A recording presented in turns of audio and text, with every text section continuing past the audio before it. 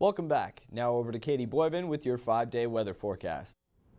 We ended off January with snow squalls, and now we start off February in a flurry.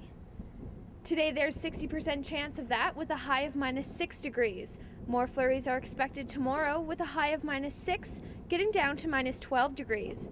Periods of snow are expected throughout Sunday with a high of -2. 60% chance of flurries are expected for the start of next week, going into Tuesday where we see a high of -6 degrees. That's all for your weather forecast. Now back to the newsroom. Thanks, Katie.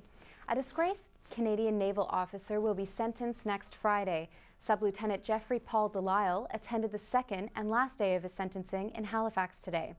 Delisle pleaded guilty in October to selling Canadian intelligence to Russia. In court today, he apologized to his children and family for the pain he caused them. Delisle is the first person to be sentenced under Canada's Security of Information Act. The Crown is seeking a 20-year sentence for the officer. Hillary Clinton will no longer be referred to as Secretary of State. Today, Clinton will step down from her position after quite the political career. It's already been reported that Clinton will write a memoir about her time as Secretary of State. There's also the question of whether or not she will run for president in 2016. Some critics say that in the last 4 years, there really hasn't been major progress in foreign policy. Former Massachusetts Senator John Kerry will be sworn in as Secretary of State tomorrow.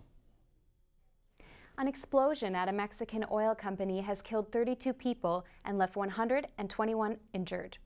Rescuers are still searching for survivors at the headquarters of Mexico's state-owned oil company.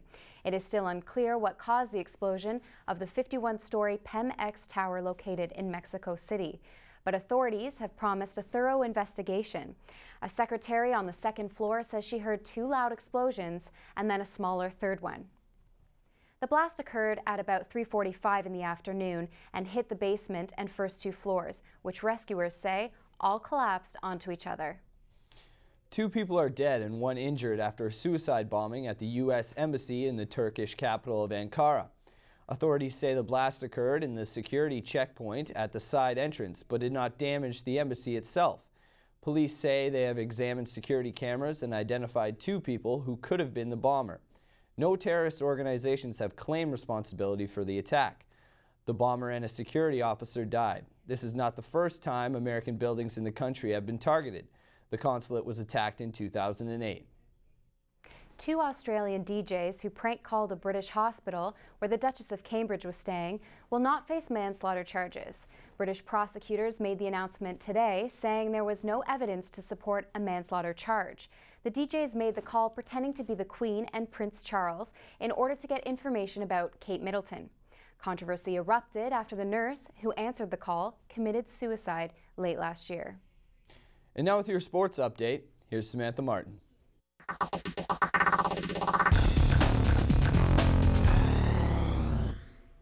Well, everyone, Super Bowl weekend is finally here, and it's already making history before the game has even been played.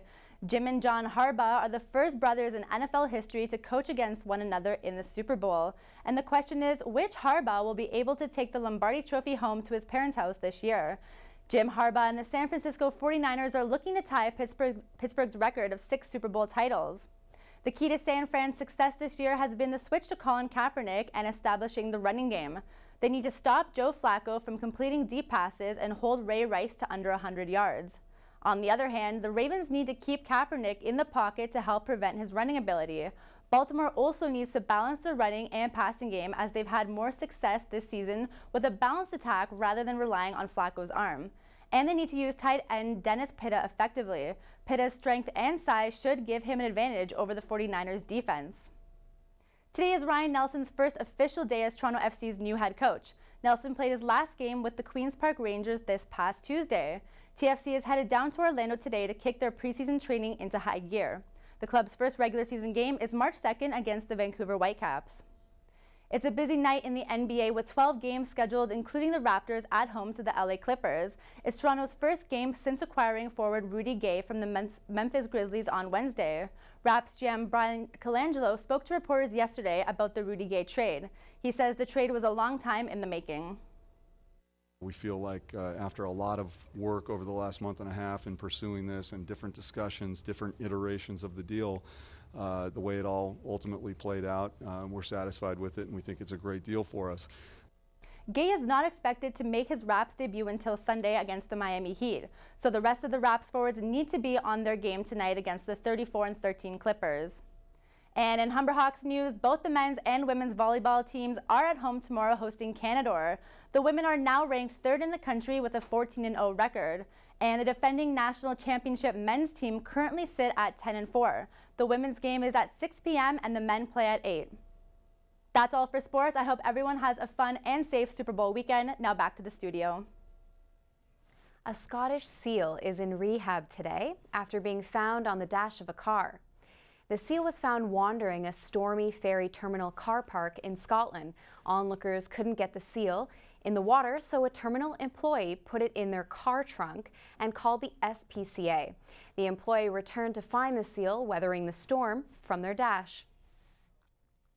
That's all for Humber News today. Thanks for joining us. I'm Mark Mullen. And I'm Laura Booth. Humber News is written and produced by journalism students at the North Campus. You can also catch us on YouTube. We'll see you next time.